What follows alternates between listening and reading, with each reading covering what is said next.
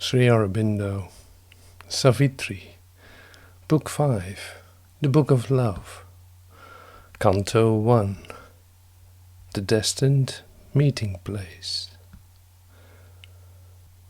Canto 1, The Destined Meeting Place. But now the destined spot and hour were close. Unknowing, she had neared her nameless goal. For though a dress of blind and devious chance is laid upon the work of all-wise fate, our acts interpret an omniscient force that dwells in the compelling stuff of things. Nothing happens in the cosmic play but at its time and in its foreseen place. To a space he came of soft and delicate air, that seemed the sanctuary of youth and joy. A highland world of free and green delight, where spring and summer lay together and strove, in indolent and amicable debate, in armed disputing with laughter who should rule.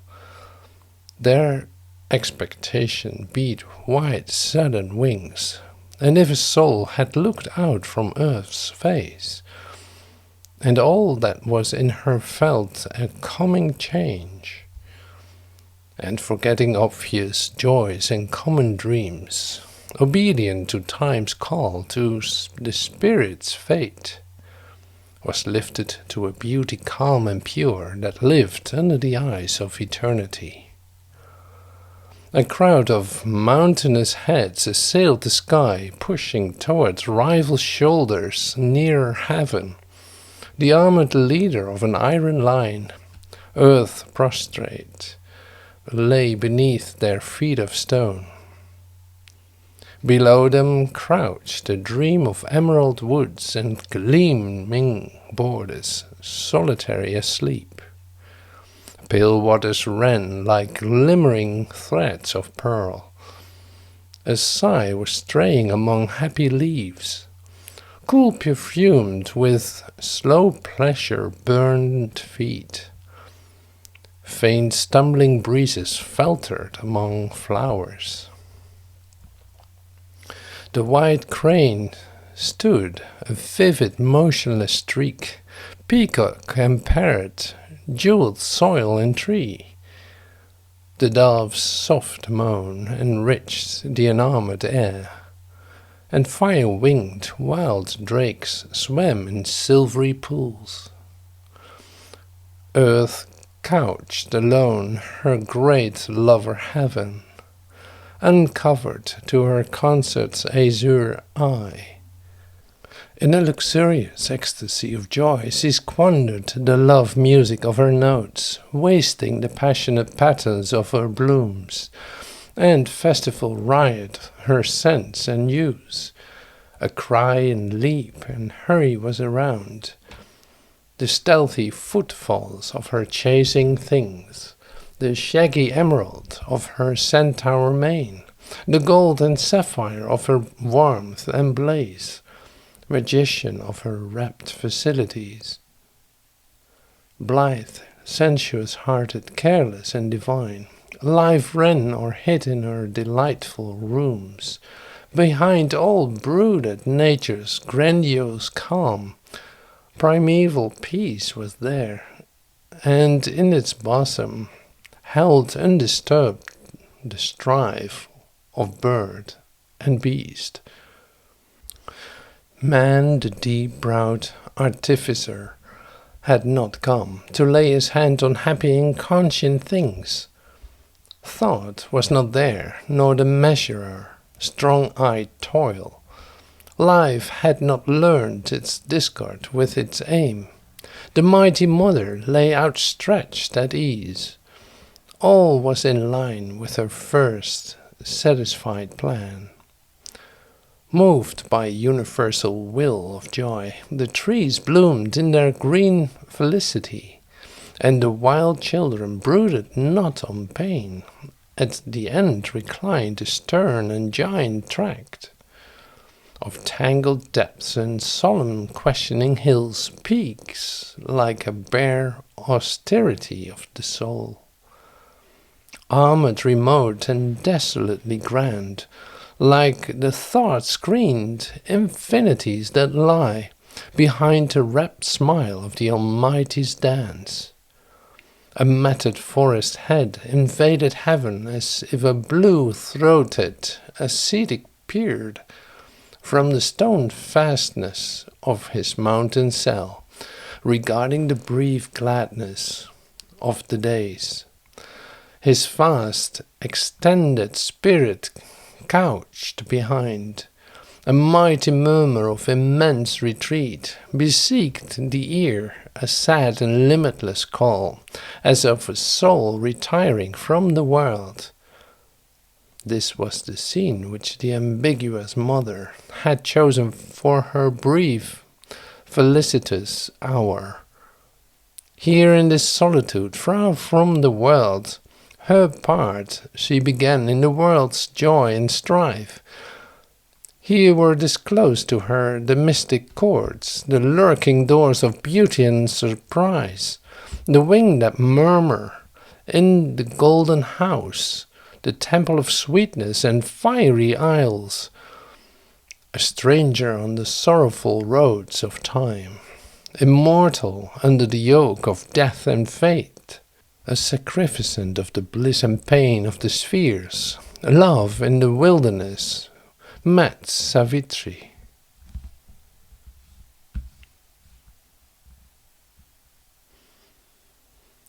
Satyanvan, Canto 2. All she remembered on this day of fate, the road that hazarded not the solemn depths, but turned away to flee to human homes, the wilderness with its mighty monotone, the morning like a lustrous seer above, the passion of summits lost in heaven, the titan murmur of the endless woods, as if a wicket gate to joy were there, ringed in with voiceless hint and magic sign. Upon the margin of an unknown world reclined the curve of a sun-held recess. Groves with strange flowers like eyes of gazing nymphs peered from their secrecy into open space, boughs whispering to a constancy of light, sheltering a dim and screened felicity. And slowly a supine, inconstant breeze ran like a fleeting sigh of happiness over slumberous grasses pranked with green and cold, hidden in the forest bosom of loneliness. Amid the leaves the inmate voices called, sweet like desired, enarmored and unseen, cry answering to low, insistent cry. Behind slept emerald dumb remotenesses, haunt of a nature passionate, veiled, denied, to all but her own vision, lost and wild. Earth in this beautiful refuge, free from cares, murmured to the soul a song of strength and peace. Only one sign was there of a human tread. A single path shot thin and arrow-like into this bosom of vast and secret life, pierced the enormous dream of solitude. Here first she met on the uncertain earth, the one for whom her heart had come so far. As might a soul on nature's background limned, stand out for a moment in a house of dream, created by the ardent breath of life. So he appeared against the forest's verge, inset twixt green relief in golden ray, as if a weapon of the living light, erect and loftily, like a spear of God. His figure led the splendor of the morn, noble and clear as the broad, peaceful heavens. A tablet of young wisdom was his brow. Freedom's imperious beauty curved his limbs. The joy of life was on his open face. His look was wide daybreak of the gods. His head was a youthful rishi, touched with light. His body was a lover's and a king's. In the magnificent dawning of his force, built like a moving statue of delight, he illumined the border of the forest page. Out of the ignorant, eager toil of the years, abandoning man's loud drama, he had come, led by the wisdom of an adverse fate, to meet the ancient mother in her groves. In her divine communion he had grown, in a foster child of beauty and solitude, heir to the centuries of the lonely wise, a brother of the sunshine and the sky, a wanderer communing with depth and march, a Veda knower and of the unwritten book, perusing the mystic scripture of her forms. He had caught her hierophant significances, her sphered immense imaginations learned, taught by sublimities of stream and wood, and voices of sun and star and flame, and chant of the magic singers on the bows. And the dumb teaching of four-footed things, helping with confident steps her slow great hands, he leaned to her influence like a flower to rain, and like the flower in the tree, a natural growth, widened with the touches of her shaping hours. The mastery free natures was his, and their ascent to joy and spacious calm. One with the single spirit inhabiting all, he laid experience at the Godhead's feet. His mind was open to her infinite mind. His acts were rhythmic with her primal force. He had subdued his mortal thoughts to hers. That day he had turned from his accustomed paths for one who, knowing every moment's load, can move in all our studied and careless steps, and laid the spell of destiny on his feet and drawn him to the forest's flowering verge. At first, her glance that took life's million shapes, impartially to people its treasure house, along with sky and flower and hill and star, dwelt rather on the bright harmonious scene. It saw the green gold of the slumberous sward, the grasses quivering with the slow wind's tread, the branches haunted by the wild bird's call, awake to nature, vague as yet to life, the eager prisoner from the infinite, the immortal wrestler in this mortal house. Its pride, power, passion of a striving God, it saw this image of veiled deity, this thinking master creature of the earth, the last result of the beauty of the stars, but only saw like fair and common forms. The artist's spirit needs not for its work, and puts aside in memory's shadowy rooms a turn decides our ill-poised fate. Thus in the hour that most concerned her all, wandering unwarranted by the slow surface mind, the heedless scout beneath her tending lids admired indifferent beauty and cared not to wake her body's spirit to its king. So might she have passed by on chance ignorant roads, missing the call of heaven, losing life's aim, but the God touched in time her conscious soul.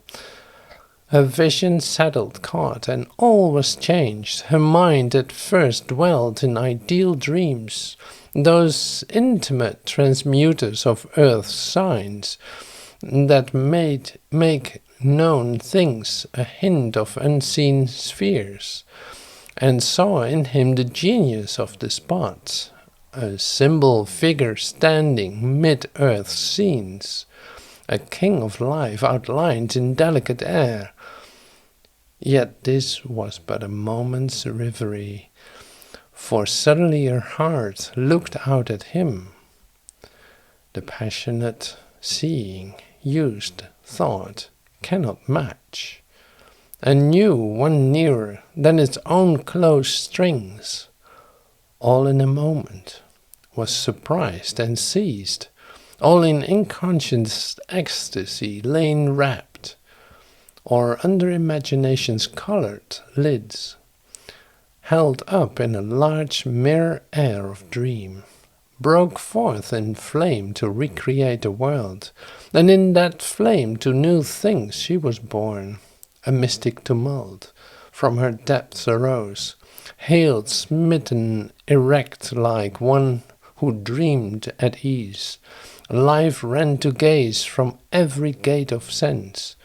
Thoughts indistinct and glad in moon-mist heavens, feelings as when a universe takes birth, swept through the turmoil of her bosom space, invaded by a swarm of golden gods, arising to a hymn of wondrous priests, her soul flung wide its doors to this new sun.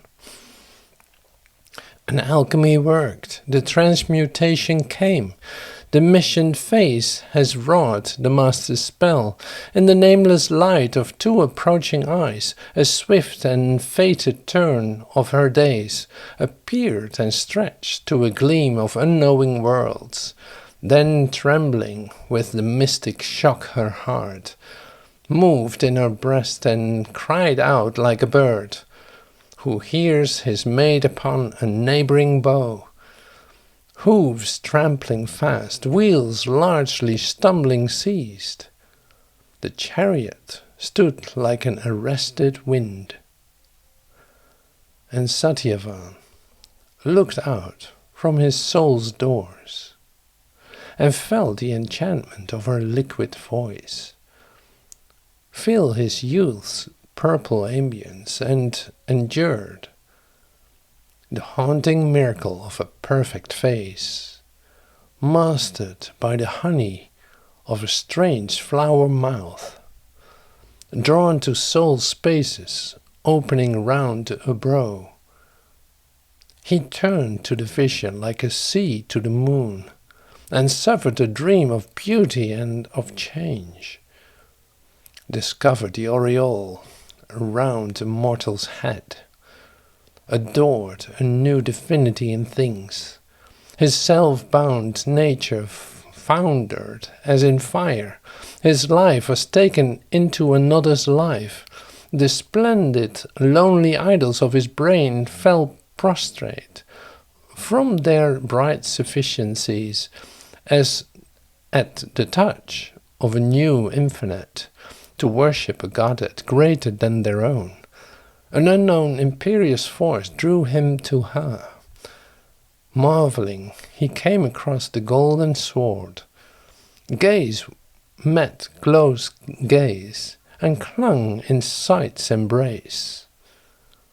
A visage was there, noble and great and calm, as if encircled by a halo of thought, a span, an arch of meditating light, as though some secret nimbus half was seen. Her inner vision, still remembering, knew a forehead that wore the crown of all her past. Two eyes, her constant and eternal stars, comrade and sovereign eyes that claimed her soul. Lids, known through many lives, large frames of love. He met in her regard his future's gaze, a promise and a presence and a fire, saw an embodiment of Ionic dreams, a dream, a mystery of the rapture for which all yearns in this world, a brief mortality, made a material shape his very own. This golden figure, given to his grasp, hid in the breast the key of all his aims, a spell to bring in mortals bliss on earth, to mate with heaven's truth our mortal thought, to lift earth's hearts nearer the eternal sun. In these great spirits now incarnate here, love brought down power out of eternity, to make of life this new, undying base. His passion surged a wave from fathomless deeps. It leaped to earth from far forgotten heights, but kept its nature of infinity. On the dumb bosom of this oblivious globe, although as unknown beings we seem to meet, our lives are not aliens, nor as strangers join, moved to each other by a causeless force.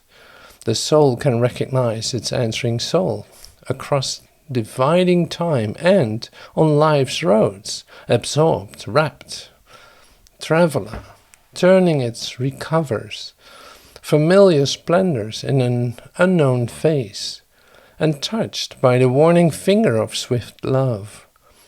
It thrills again to an immortal joy, wearing a mortal body for delight. There is a power within that knows beyond our knowings. We are greater than our thoughts, and sometimes earth unveils that vision here. To live, to love are signs of infinite things. Love is a glory from eternity's spheres, abased, disfigured, mocked, and by baser mites that steal his name in shape and ecstasy. He is still the Godhead by which all can change. A mystery wakes in our inconscient stuffs. A bliss is born that can remake our life.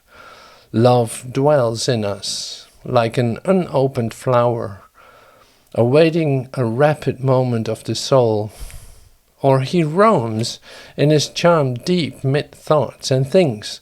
The child God is at play. He seeks himself in many hearts and minds and living forms. He lingers for a sign that he can know, and when it comes, wakes blindly to a voice, a look, a touch, a meaning of a face.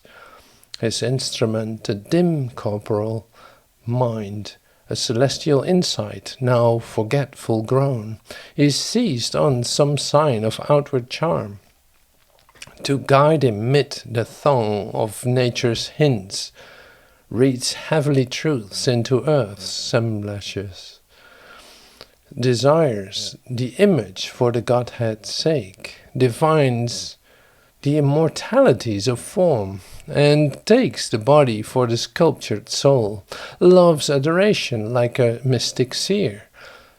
Through vision looks at the invisible. In earth's alphabet finds a godlike sense, but the mind only thinks, behold the one for whom my life has waited long unfilled, behold the sudden sovereign of my days. Heart feels for heart, limb cries for answering limb. All strives to enforce the unity all is.